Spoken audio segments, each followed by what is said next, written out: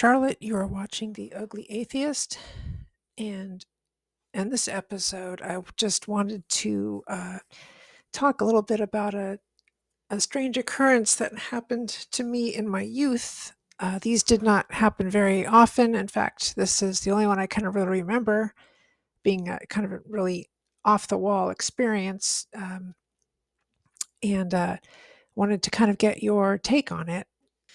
So, this happened back in the late 70s when I was about 5, I believe, 4 or 5 years old. And even though I grew up in Southern California, I was born and raised in Southern California.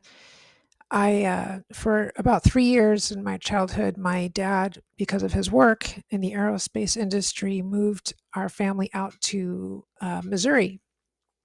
And I think we lived in St. Charles. So this is about I would say 1978 or 9, when this event happened. So I went to bed. I had my own room at this time, um, and I had a closet with mirrored doors. And I I created some images to kind of recreate some of the things that I saw. It's not exactly what I saw, but it'll give you an idea of what it was that I experienced. So, um, all the lights were off in my room. I might have had a night light on somewhere. I don't remember, but my parents were still awake, and so they had I could see the light on in the hallway that was kind of bleeding into my room a little bit. My door was open, just barely a crack. It was letting in some light, and that was comforting to me because I was always afraid of the dark. And then I noticed something at the foot of my bed that looked like a balloon that was kind of had sort of balloon-like motion with like a string attached. It was kind of just slightly bobbing up and down. And what was peculiar about this balloon, it was all black, and it had what at the time to me looked like rabbit ears from the Trix rabbit on the cereal box for of Trix. And at first I thought, okay, my brother must be playing a trick on me. Maybe he's in here hiding down at the foot of my bed, holding this balloon and making it bob up and down. Um, but then I thought, he couldn't be doing that. That's ridiculous. Where would he have even gotten a black balloon with rabbit ears? I mean, I remember before I moved to Missouri, I was living in California. My dad took our family to Disneyland, and I remember seeing those Mickey Mouse balloons that had ears. But these ears were very different than those ears. These ears were like one was up and one was down, kind of like, as I mentioned, the Trix rabbit. Um, so I stared at this thing for a while, wondering what it was, and then I looked at its reflection in the mirrored closet, um, the closet doors, and I noticed that it was starting to behave differently in its reflection than it was behaving in the real one in front of me there. The reflection of this balloon thing started to bob around the edge of my bed and it turned the corner of the foot of my bed, and it started to bobble its way up towards the head of the bed. So I, quickly glanced back at the real one, and it was still there at the foot of my bed. And I looked back at the reflection, and it was getting closer to the head of my bed. And so, needless to say, I was confused and terrorized or terrified. I was terrorized and terrified. So I quickly dove under the covers and pulled the covers over my head, and I stayed that way for the entire night, pretty much. I don't know what it is that we think when we're kids, or even sometimes as adults, where if we hide under the covers, then whatever bad guy there is not going to be able to do anything to us. It's like blankets of impenetrability or something. I don't know. But So I stayed motionless, just unable to barely breathe. I was sweating, it was hot, and I did not move a muscle for the entire night. I remember um, peeking. Um, I peeked once, and it was still there, and so I by peeking, I made a hole in the sheets between here's the mattress. Let's say I'm laying down, and I just peeked at the reflection on the mirror, and it was still there. And then um, at some point, I must have fallen asleep, but then when the sun started to come up the next morning, it was just barely, when the sky starts barely getting lighter as the sun is starting to get close to rising, but hasn't even close to risen yet. And I looked again, I took a peek, and it was still there, just crouching down, just waiting. I don't know what it was waiting for, but finally, I fell asleep, and when I woke up, the sun was big and bright in the sky, and I peeked, and it was gone. And to this day, I don't know what that was and why it behaved so strangely, but my theory, my hypothesis is that this thing was it was a hallucination. Of course, I don't think it was really there, um, but I'm curious as to what makes children be more prone to hallucinations than adults per se.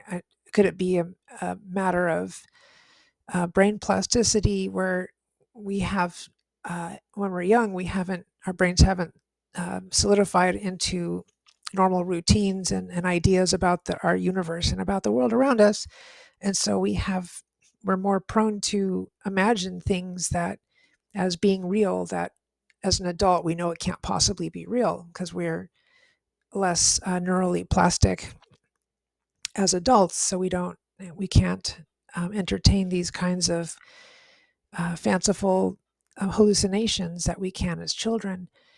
But I'm wondering if perhaps in early hominid evolution, before we kind of understood the universe, we probably saw all kinds of strange hallucinations, and maybe that's what kind of led to the development of religion and the spirit world and our sense of the spirit world, the sense of things being in existence that we don't understand or that we can't physically see, but that are acting behind the scenes, sort of a thing.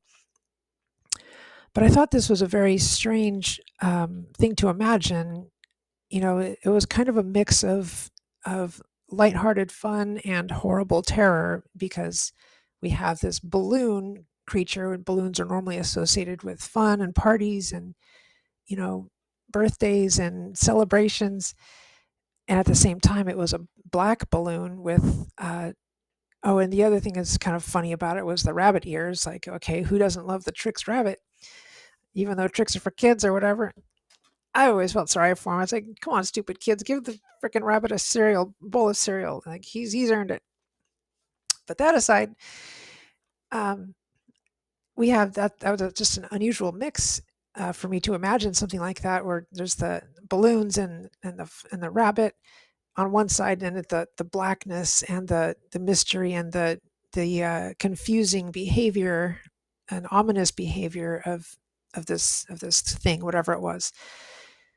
And I don't know what would make my brain mix those two, but I know that ever since then, my whole life, I've always kind of been drawn to and enjoyed artwork or visuals that have that mix, which is why I appreciate artists who are like Mark Ryden. I don't know if you're familiar with Mark Ryden, where he kind of mixes childhood scenery and toys with the macabre, almost with really dark undertones thematically. And he uses playful colors, kind of muted, antiqued colors, and to kind of harken back to a childhood in the 70s and 80s, which was my childhood. I think his childhood might have been in the 60s or something, but I think he's older. Mark Ryden, that is. But there are other artists like him who kind of mix the innocent with the macabre. And I've always found that fascinating because it's such a contrast. So Um, that's sort of what I wanted to share today. If any of you have had any kind of strange hallucinations as children, were they scary? Were they just unusual? Were they um, the kind of thing where you at first thought it was funny, but then started to get scared of it, or anything like that? If you want to comment in the comments below, that'd be great. Um, but I do remember now another small hallucination I had at that same time in my life when I was about 4 or 5. I had a piggy bank where if you drop a coin in, his hat would flip. It was like a yellow piggy bank, plastic. And I remember one morning as the sun was coming up, it was still a little bit dark, but I was just kind of staring at it because I was awake. And then out of the blue, it just winked at me. Um, and that was scary to me. I thought that was scary. And I kind of later that day, I kind of turned him around. I think I put him in a drawer. I don't remember what I did, but that was scary to me. Um, and even though winks are normally friendly and lighthearted, I was terrified by it because plastic piggy banks aren't supposed to be winking at you. Anyway, I'm Charlotte. You're watching The Ugly Atheist. I hope if you like this kind of content, please like and subscribe, and I will see you next week. Thank you.